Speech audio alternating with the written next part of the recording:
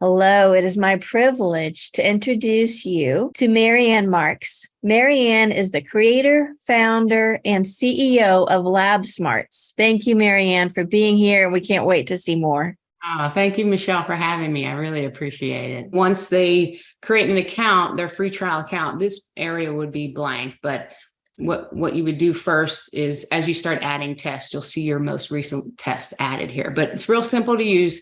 Not a lot to do. You just add your client information here. And the unique thing about our bioindividual blood work interpretation software, as we call it bioindividual because we adjust reference ranges based on different bioindividual traits of that client. So you're using the most accurate reference ranges when you're analyzing and interpreting their blood test results.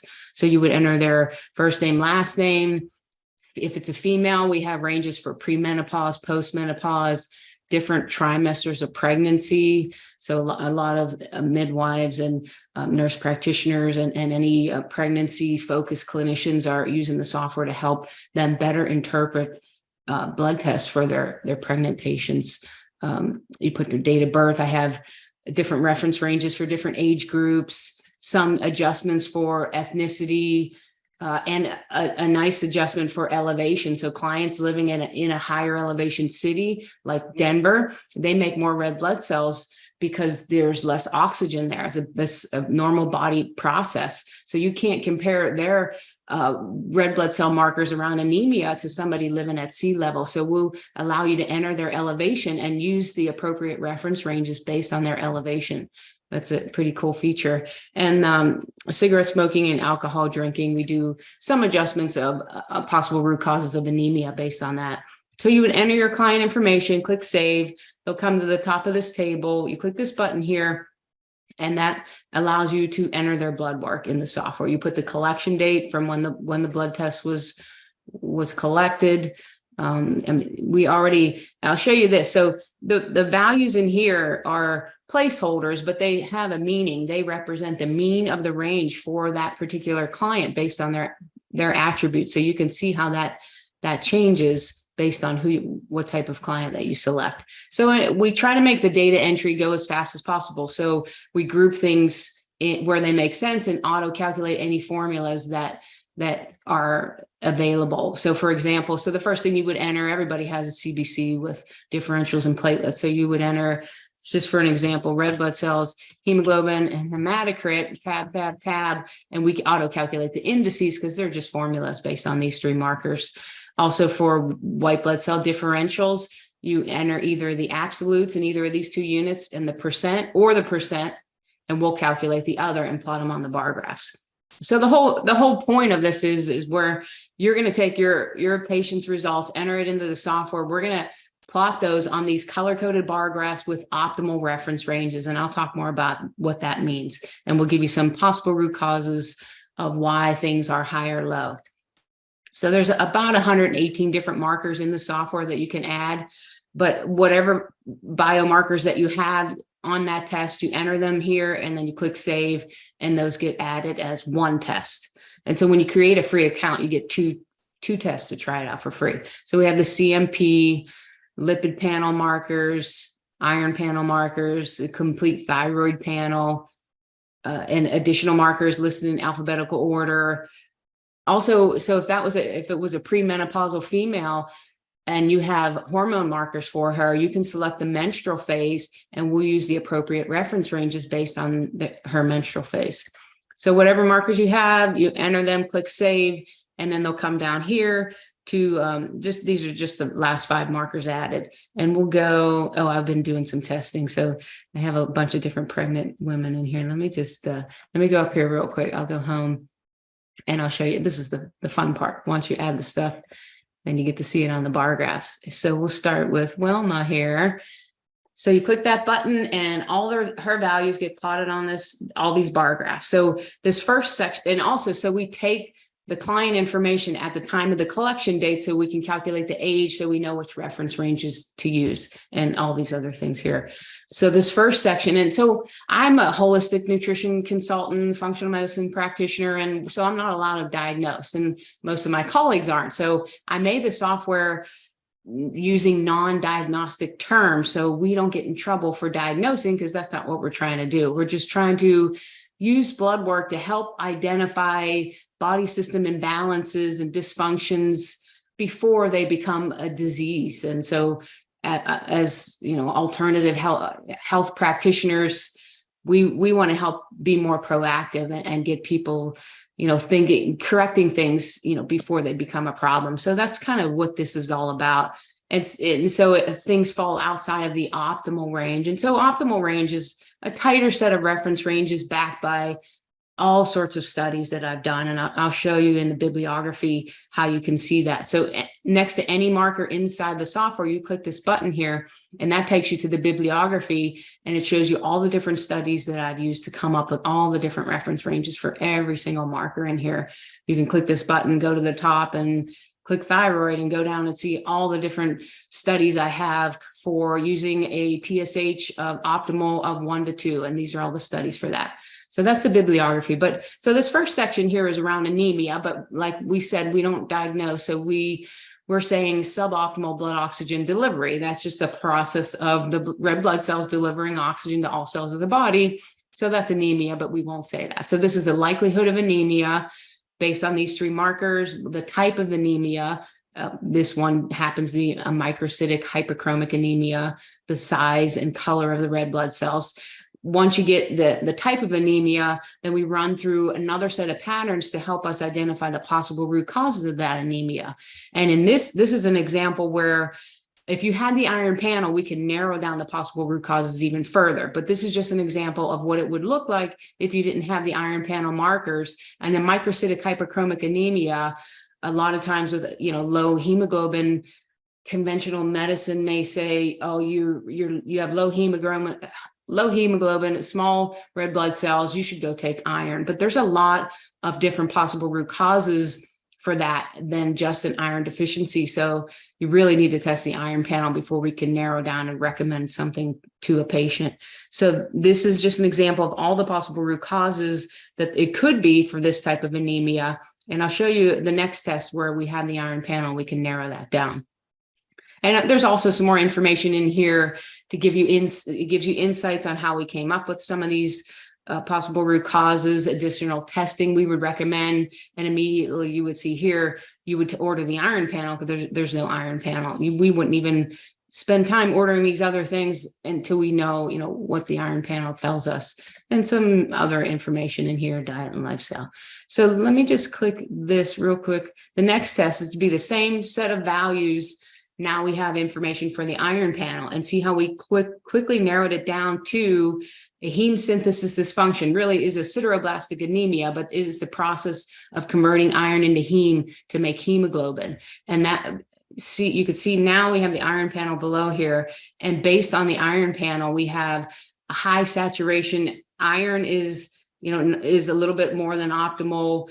The saturation, so the iron is saturating transferrin. There's a lot more iron saturating transferrin than there really should be. So transferrin is the protein used to carry iron around in the blood. The liver's not trying to make any more transferrin. It's not a pattern of iron deficiency, and ferritin is on the high side. So there's some inflammation also going on. It's more of a pattern of you have that iron, you just can't convert it into heme to make hemoglobin.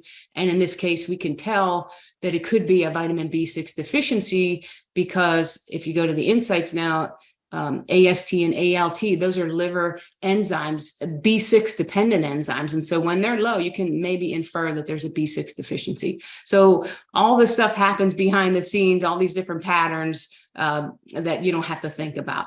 So let me quickly show you the rest of it. So what we do is we take the markers on those that you enter and break them up and put them into sections that make sense. So we have the iron section. We put copper and ceruloplasmin in here because you need copper to convert iron into the proper form to be able to use it. The next section is the immune section, where we give you a likelihood of some immune dysfunction. And then in these other sections where we're not automating all the patterns and we don't have the gauges yet, we have possible root causes tab. So when any marker is high or low, in the possible root causes tab will give you an idea of why that marker might be high or low. So you can there's a lot of information in here, so you don't need to refer to any outside books or any classes that you've taken. I put it all in here to try to make it easier for you. Do you have any questions, Michelle, or should I just keep rolling? This is fantastic. I've never seen anything like it. I told you I've got a book that I always buy the updated copy, and this exceeds the information in that book tremendously. I love this. Oh, that's great. Yeah, I was just trying to make it easy for my colleagues to look at blood work, and I think this is very helpful. And then you can save this. You could save these graphics, just the graphics, none of the text, to a PDF and give those to your client. And they love seeing their values on these color-coded bar graphs. And I have many users now who are using this as a service that they charge for. Hey, give me your blood work that you already have. I'll put it in my software, give you this report, give you my recommendation. Then that's a way to attract new clients just as a service, and then you can review it with them and then start to, get them to work with you. So this is a nice way to, help, an easy way to get some new clients in. And so we have all these other sections, the immune section. So right now I'm working on automating some of this as well. So this would end up showing up possible root causes. This could be an acute bacterial infection. But until then, you could at least go in the tab and get some ideas. So we have coagulation section, the glucose section, kidney markers in here, and we throw markers in that are related. So uric acid is related to kidney, so we throw it in this section. Nutrients section, we have a lot of different nutrients in here. Electrolytes section, we do some auto calculations. And the nutrient section too. If we also we correct calcium for low albumin, that's something that's looked at in conventional medicine, and they understand that correction and they do it. And so we automatically do that here. We calculate zinc and copper zinc ratio, the percent of free copper. So if you have ceruloplasmin is a protein that copper attaches to. If you have more copper floating around in your blood that's not attached to ceruloplasmin, it's free, and that could cause oxidative damage. So we calculate that formula. Electrolytes, proteins, buzz through these. GGT and LD, or lactate dehydrogenase, are in the liver section. Lipid section, inflammation. So there's a lot of markers that are acute phase reactant. So if they're negative or positive, if they're high or low, I'll put them down in here to help you summarize some different inflammation characteristics. So ferritin is a positive acute phase reactant. So that's high. That's down here, and it would show ferritin is increased and give you some reasons why. And then the thyroid section, and then the hormone section, and we'll capture that menstrual phase, so you know what phase you selected. Then you can put the little notes in here. So another cool feature, let me get up here real quick. So you just add client, add tests, and analyze them. But there's another feature we have where you can compare results over time for the same client. So you select a client here, show their test results. It'll show all the tests listed in order of collection date, but below that will be a table where we plot all the values, up to 10 tests that I can fit in this table here. This would be the current, and these go older. So this is current and previous. And so we'll compare the current to the previous and let you know if they're trending in the right direction. So you would do some blood work as a baseline, working with your patient. Then, after they implemented your recommendations, your program for 3 months or so, 6 months, whatever you decide, run another set of blood work, put it in here.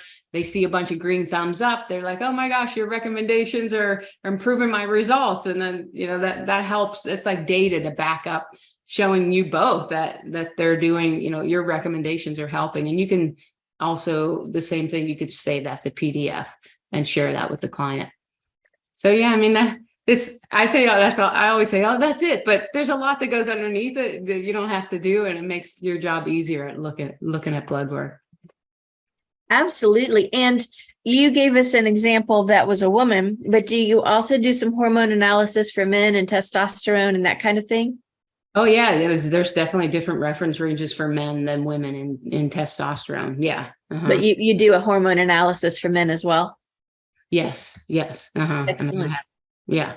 Yeah. There's different. I mean, if you would see my spreadsheet of all the different reference ranges for the different, male or female and pregnant or age groups. I don't have all the pediatrics in there yet. Children's ranges, maybe only like half of them. So that's what I'm going to work on next, getting all the children's ranges in there. I think what you have is incredible. I've never seen anything remotely like it. Oh. And I am hoping that many medipreneurs are watching this video and their mind is blown as mine is. Thank you, Michelle. Yeah, I'm happy to get on it, give anybody a personal demo. If they come here and schedule a demo, that goes to my calendar and I can walk you through anything, answer any questions, but you can try it for free and create, you go to this is just the sign up instructions but then when you click here, it takes you to the software and I'll log out and I'll show you you would go here, create an account, just enter your information, create account, send you the code to your email, you put the code in and you're in. And then you could start adding up to 2 tests on your own. And when you say test, that means a person's full lab parameters. Yeah. So when you enter any of those markers that you have values for and you click save, that's 1 test. Yeah. And I'll scroll down to the pricing here. So you would come here, free trial, try now, you get 2 tests. And I think your pricing is incredible. So if I had 100 active clients and I wanted to offer this to them, my rate would be $59 a month. It's $59 a month. Or if you do the yearly, I give you 2 months free. So it's just $590. Yeah. I have some practitioners that have hundreds of tests in there. And it used to be even cheaper and people kept saying, you better raise the price. I'm like, okay, but I want to make it affordable, but yeah, I'd have to make some money, I guess, too. I think you've done that. I think you've made it incredibly affordable. And I would tell the rest of us jump now, because yes. I would imagine the demand is going to go up and your prices will as well. Yes. I mean, I'm working on more features and that takes money for developers. So, all right. Thanks, Michelle. Well, thank you everyone for watching and we look forward to your feedback. Yes, I appreciate it.